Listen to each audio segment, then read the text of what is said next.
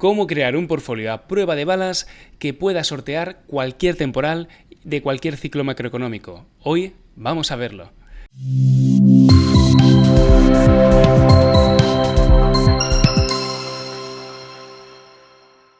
Y en primer lugar, quiero empezar por esta frase del inversor Howard Marks. Inversor que, por cierto, tiene un libro de ciclos económicos muy interesante. You can predict, but you can prepare. No podemos predecir lo que va a hacer la economía, no tenemos una bola de cristal que nos diga si el año que viene viene una recesión o no viene una recesión, pero nos podemos preparar ante esos escenarios probables que puedan venir.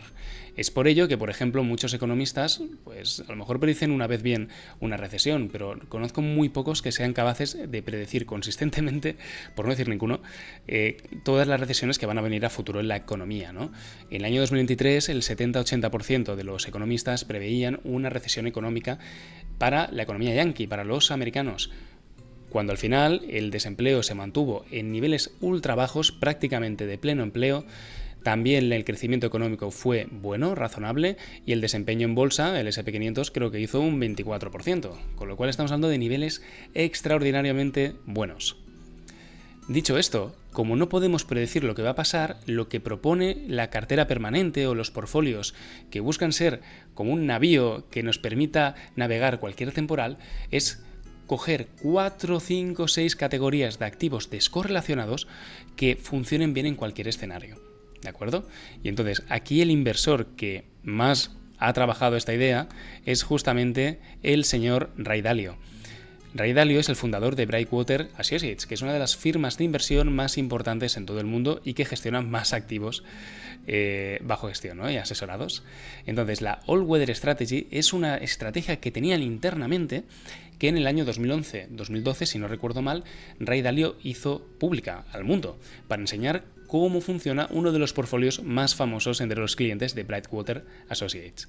En concreto, lo que hizo Ray Dalio fue resumir todas las estaciones económicas en dos variables: crecimiento económico e inflación.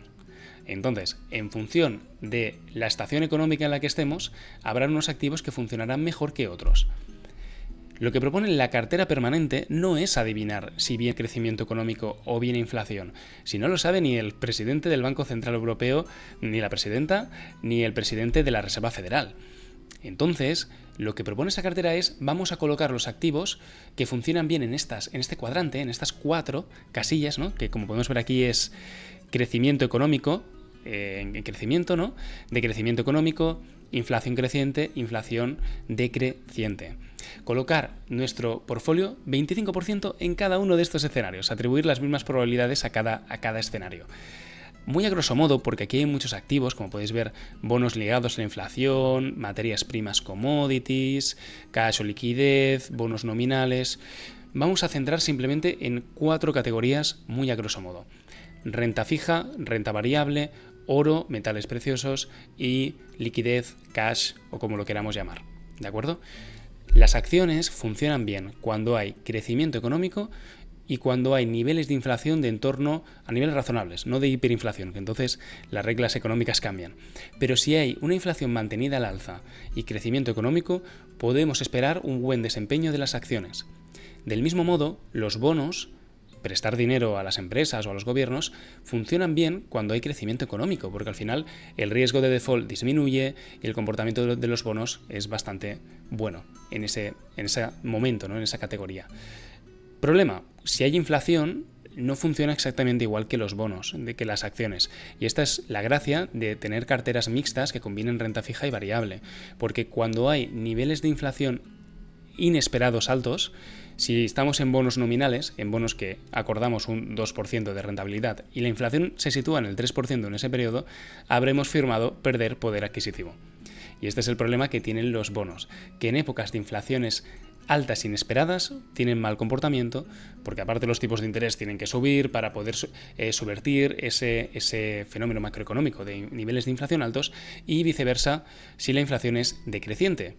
Buen comportamiento con crecimiento económico, mal comportamiento con decrecimiento económico. Entonces, por la parte de oro y cash o depósitos. El oro históricamente funciona bien cuando hay decrecimiento económico y niveles de inflación altos. El oro es el activo de último recurso, ¿no? El activo que muchos utilizan como reserva de valor, porque históricamente ha tenido un muy buen comportamiento, ya que desde hace más de 5.000 años es el activo de referencia para el comercio entre naciones o entre individuos cuando no hay una reserva de valor común o una divisa de la cual se fíen todos. ¿De acuerdo? Tendrá un buen comportamiento cuando el crecimiento económico esté desplomado, sea una situación bastante caótica, rollo Mad Max, por así decirlo, y los niveles de inflación sean altos. Y en el último escenario que nos queda por hablar, el de decrecimiento económico y deflación, entendamos qué quiere decir el concepto de deflación. Al final es el dinero gana valor. Si la inflación es la pérdida del poder adquisitivo o la pérdida del valor del dinero, la deflación es el aumento del valor del dinero. Quiere decir que tú, por tener dinero en el banco sin hacer nada, estás ganando poder adquisitivo. ¿De acuerdo? Entonces, en esta última categoría, cuando hay decrecimiento económico, con lo cual hay oportunidades en bolsa a mansalva, y deflación, el que tiene liquidez en el banco, ese es el rey, porque puede coger esa liquidez y situarla en estos activos, o incluso sin hacer nada ya está ganando poder adquisitivo. Como podéis ver, es el escenario que todos los gobiernos quieren evitar, porque hace que los inversores no tengamos ninguna prisa por comprar activos productivos, ya que el dinero no solo no pierde valor, sino que también está ganando. Entonces ya habéis visto cómo en función de la inflación y del crecimiento económico, estas 4 categorías de activos se colocan. Y básicamente el portfolio permanente lo que buscaría sería esto, el colocar el 25% de nuestro portfolio en cada una de estas categorías, y no tendremos las mejores rentabilidades, porque al final, como vimos en otro vídeo, las mejores rentabilidades vienen de comprar acciones a largo plazo. Y para los que queráis indagar sobre exactamente cómo llegamos a estas conclusiones, os recomiendo el libro de Jeremy Siegel de Stocks for the Long Run, que podéis ver en pantalla. Acciones para largo plazo. Entonces, como veis, si el objetivo es maximizar rentabilidad, el incluir otro tipo de activos o tener el 25% en cash, pues bueno, no es la mejor manera de hacerlo. Este es un portfolio que sería muy resiliente a la volatilidad, para aquellos inversores más preocupados por preservar el poder adquisitivo y ganar unos puntillos extra a la inflación, pero no muchos.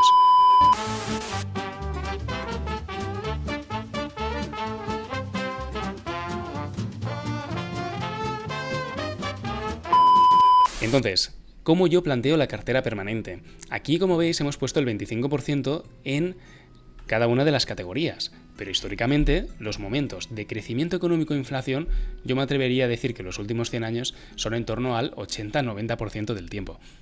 Entonces, a mí como inversor me transmite mucha más confianza estar muy invertido en acciones, que es justo la categoría que se comporta bien en este escenario, incluyendo también inmobiliario dentro de esta categoría. Entonces, a largo plazo, como creo más probable ese escenario, estoy más expuesto a ese escenario. ¿Tengo oro? ¿Tengo bonos? ¿Tengo depósitos bancarios? Sí, pero no los tengo en una proporción de 25% porque no creo que los escenarios donde brillarán estos activos sean tan probables. Así es como yo montaría una cartera permanente. Pero recordad, todos estos vídeos y estos contenidos que hacemos son simplemente a nivel informativo, porque lo que más queremos es que aprendáis y, ¿por qué no?, utilizando las herramientas que ofrecemos en Baboon Technologies y en alphababoon.com. Así que hasta aquí el vídeo de hoy, muchas gracias y nos vemos en el próximo. ¡Chao!